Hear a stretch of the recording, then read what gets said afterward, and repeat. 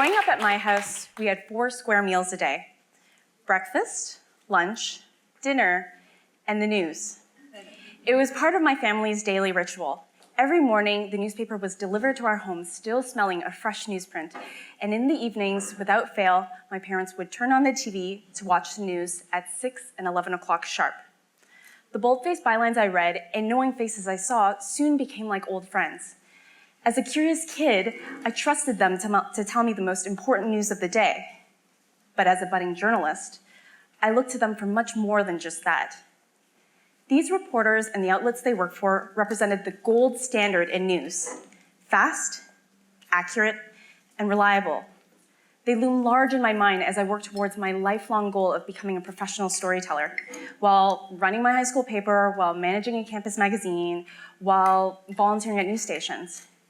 Everyone around me reinforced their prestige, especially at journalism school, where these outlets were discussed with open reverence. So when I finally got to join Canada's storied institutions, and I reported for several, I felt a deep sense of achievement. My dreams were finally coming true. The experiences I had were invaluable, and I was privileged to work with the best in the business. But looking around these newsrooms, I noticed there was something missing, and that something was people like me. People of color. I was always one of a handful of visible minorities in any newsroom, and the unfortunate truth is, this isn't out of the ordinary. Although visible minorities make up 2/5 of the total US population, they only represent 12% of the newspaper workforce. That's virtually the same as it was 2 decades ago. And the number of management roles is even smaller, with only 10% filled by minorities. The situation in TV news is a bit better, with minorities making up 22% of the total workforce at local stations, but that number has also stayed mostly unchanged over the years. Here in Canada, it's a bit better. I mean, it's actually much worse, is what I'm trying to say. We actually don't even have a consistent tally of minority representation in newsrooms. Ultimately, it comes down to this: few minority journalists mean fewer minority perspectives. So we're not getting the full picture. Essential voices are missing from the news, and so is essential information. That said, in an industry suffering from heavy job losses, it's hard for all journalists, minority or not, to find permanent full-time work. So as a young journalist, I jumped at the first opportunity for something more stable. That ended up being a reporter-editor position with a growing online news publication that now has 42 million monthly unique visitors from around the world. Although I was excited, yay, employment, I was also nervous, having come from a traditional media background. I wasn't sure how others, especially other journalists, would react. Would they look down on me? Would they think I turned to the dark side, condemned to make listicles and cat gifs for all eternity? Would they even consider it's a great GIF.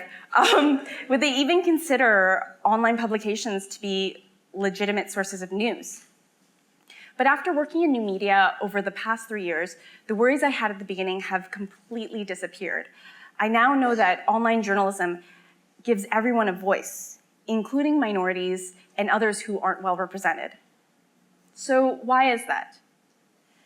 In my experience, traditional media outlets tend to have a dozen or so editors who call the shots. They decide what's newsworthy.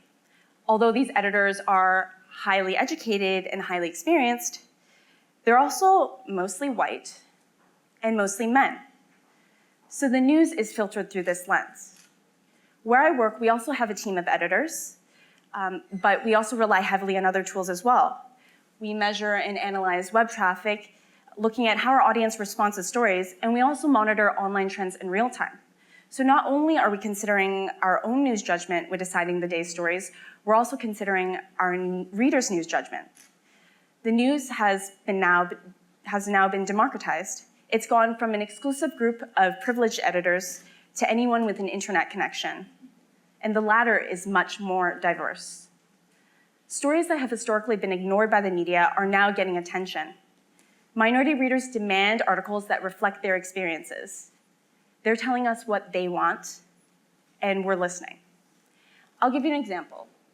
Last year, I wrote an article about crowdfunding sites targeted to specific ethnicities. These sites were started to fight barriers to funding that minority businesses usually face. It's a fascinating story that received almost no previous coverage by traditional media outlets, even though crowdfunding sites were a global phenomenon and most people already knew about it. When we first published my story, it received more than 3,300 shares. Readers were responding, but that's not the most impressive part. We also hosted a Twitter chat to discuss my story using the hashtag #StartupDiversity. That generated tens of millions of impressions, and at least 1,200 tweets with the hashtag were published in just 1 hour. The proof is in the data.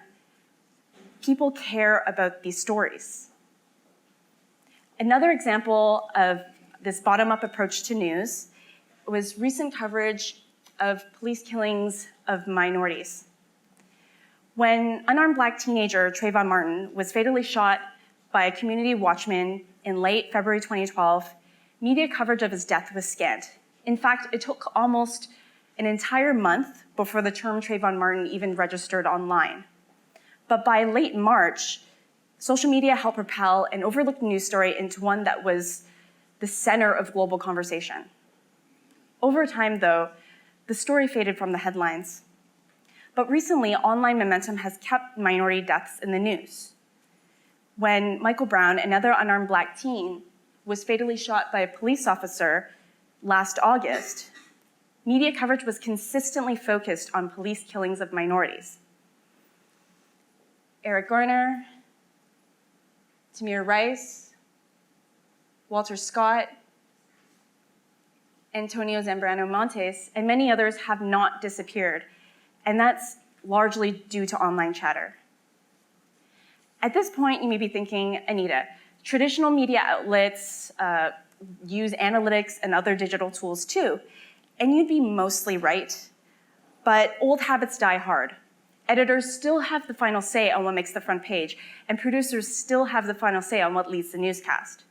In comparison, readers drive the layout of our homepage. The stories they click on the most move to prime spots. Readers decide themselves what they think is important.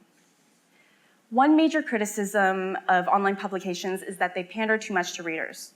Won't we see an influx of twerking videos or goat pics if we give the people what they want? This criticism is legitimate and one that journalists and industry watchers frequently debate about, but the pros outweigh the cons. Fun, frivolous content may rise to the top, but so will important stories that wouldn't normally make the front page of a newspaper or lead the newscast. This shift away from prioritizing the judgment of a select few is so necessary. We need to keep up this momentum and continue producing stories that everyone cares about. We need to listen to all voices. Let's embrace a new front page. Thank you.